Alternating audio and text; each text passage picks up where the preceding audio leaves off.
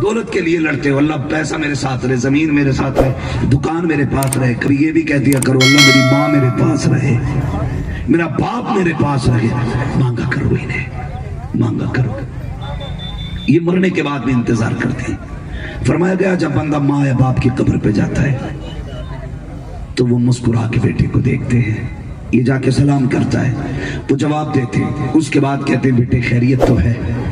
یہاں تک فرمایا گیا اگر بیٹا ماں باپ کی قبر پہ جائے تو وہ یہاں تک پوچھتے ہیں کمزور کیوں ہو رہا ہے، کیا تو نے کھایا نہیں ہے کچھ؟ یہاں تک کی حالت ماں باپ پوچھا کرتے بچوں سے۔ پھر جب یہ آنے لگتا ہے وہ کہتے ہیں کچھ دیر اور ٹھہر جا، اچھا لگ رہا ہے بیٹھنا میرے پاس، لیکن ہمیں کیا پتا وہ کیا کہہ رہے ہیں، ان کی دنیا الگ ہے ہماری الگ ہے۔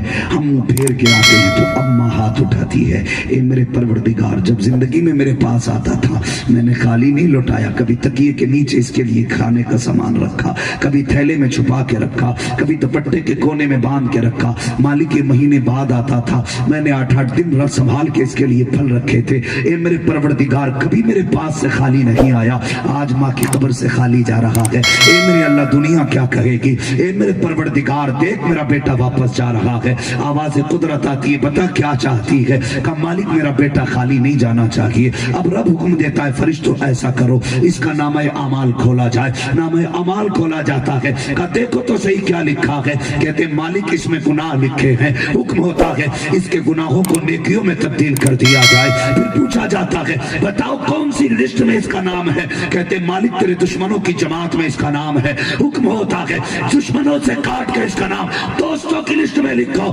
پوچھا جاتا ہے اس کا ٹھکانہ کیا ہے، کہا جہنم ہے، کہا مالک کہتا ہے اب اس کا نام اس کا ٹھکانہ جنت بنا دیا جائے۔ فرشتے کہتے ہیں اے اللہ اتنا دے رہا ہے، رب کہتا ہے یہ ماں کے پاس آتا تھا وہ اپنی طاقت سے دیتی تھی، آج ہم اس کو اپنی رحمت سے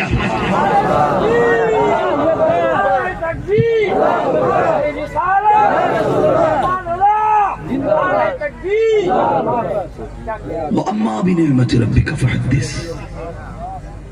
اپنے رب کی نعمتوں کا خوب خوب چرچا کرو۔ ماں باپ بھی بڑی نعمت ہے اللہ کی، بہت بڑی نعمت ہے۔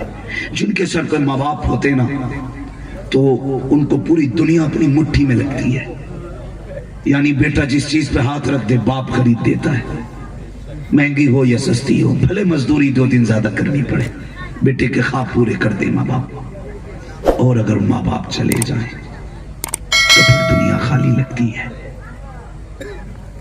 کئی بچوں کو ایسا بھی دیکھا ہے جن کا جی تھا پھل کھانے کا لیکن جیب میں پیسہ نہیں تھا، منہ پھیر کے چلے گئے پھلوں سے، ایسا لگا جیسے انہیں نفرت ہے ان سے۔ نفرت نہیں، جی میں آیا ہم خریدے، پیچھے ہاتھ رکھنے والا کوئی نہیں تھا، تو ان کو نفرت ہو گئی پھلوں سے۔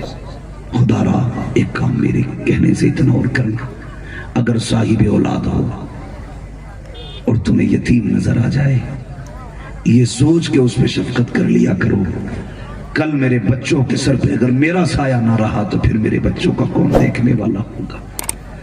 آج یہ سوچ کے یتیموں کے سر پہ ہاتھ رکھو، اللہ تیرے بچوں کی خوشیوں میں برکت عطا کرے گا۔ یہ سوچ کے ان کی خوشیوں میں شامل ہو جایا کرو، یتیم ہے اللہ تمہارے بچوں کی خوشیاں بڑھائے گا۔ اور شاگردوں سے آخری بات میں کہہ جاؤں، استاذ ہوتا ہے، ایسے بھی لوگ ہیں کسی بھی چیز کا استاذ ہو، نعت کا ہو، تقریر کا ہو، علم کا ہو، کسی ہنر کا ہو، استاد ہوتا ہے۔ کئی بار کیا ہوتا ہے لوگ استاد کو دیکھ کے نا راستہ بدل لیتے ہیں، سوچتے سامنے سے گئے تو ہاتھ چومنے پڑیں گے، اور مجھے کہتے ہیں لوگ خطیب الہند ہیں، مجھے کہتے ہیں شاعر اہل سنت، اگر میں نے ہاتھ چوما میرا قد گھٹ جائے گا۔ ان گدھوں کو یہ نہیں پتا ہوتا استاد کے ہاتھ چومنے سے قد گھٹا نہیں کرتا، قد بڑھا کرتا ہے۔ عزتیں کم نہیں ہوتی ہیں، عزتیں بڑھ جایا کرتی ہیں۔ یہ استاد ہی ہے جس نے ہاتھ پکڑا ہے تو ہمیں یہاں تک پہنچایا ہے، ورنہ ہم بھی کسی کھیت میں گھاس کاٹتے یا کہیں کھیت میں کام کرتے ہوتے، ہماری اوقات جہازوں میں اڑنے کی نہیں تھی۔ یہ جو لاکھوں روپے ہم مہینوں میں جہازوں میں خرچ کرتے ہیں یہ ہمارا کمال نہیں، یہ استاد کی محنتوں کا کمال ہوا کرتا ہے۔ اس لیے تمام شاگردوں سے گزارش ہے جب تک زندہ رہنا اپنے استاذوں کی عزت کرنا، استاذوں کی قدر کرنا۔ اور ایک بات، پیر کو تو ہر عرس میں کچھ نہ کچھ چڑھا کے آتے ہی ہو، استاد کو بھی ہر عید پہ کچھ نہ کچھ تحفے دیا کرو۔ یہ نہیں اس نے حافظ بنا دیا، ایک جوڑا دے دیا، 500 روپے دے دیے، ہو گیا حق ادا۔ ہر عید پہ دیا کرو۔ یہ جو کئی لاکھ مہینے میں کماتے ہو، اس پہ کچھ حق اساتذہ کا بھی ہے، دینا چاہیے، خرچ کرنا چاہیے۔ شاگرد وہی کامیاب رہے گا جو استاذ کی عزت کرے گا۔ جو عزت نہیں کرے گا، جب استاد اٹھانا جانتا ہے استاد گرانا بھی جانتا ہے، یہ یاد رکھیے گا۔ کبھی بھی اساتذہ سے بڑے نہیں ہونا ہے، ہمیں استادوں سے چھوٹا رہنا ہے، ان کی عزت کرنی ہے، ان کی قدر کرنی ہے، زیادہ سے زیادہ ان کی عزت کر کے کوشش ہی کرنا، اپنے علم میں بھی اضافہ کرنا ہے اور اپنی شان میں بھی اضافہ کرنا ہے۔ اعلیٰ حضرت نے فرمایا، میرے استاد، ماں باپ، بھائی بہن، اہل ولد و عشیرت پہ لاکھوں سلام۔